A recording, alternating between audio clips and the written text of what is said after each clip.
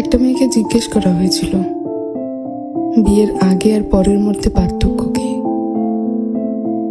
তখন সে বলেছিল, বিয়ের আগে ছিলাম বাবার বাড়ির মেয়ে, আর এখন হয়েছে শ্বশুর বাড়ির বৌমা। আগে আমার মুখে সবাই খাবার তুলে দিত, আর এখন আমাকে সবার মুখে খাবার তুলে দিতে হয়।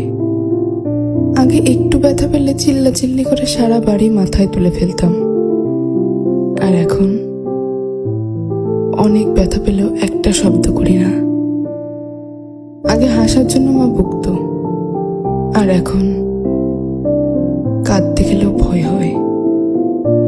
আগে একটু মন খারাপ হলেই মা বুঝে ফেলতো, কিন্তু এখন ভেতরটা চুরমার হয়ে গেলেও কেউ টের পায় না।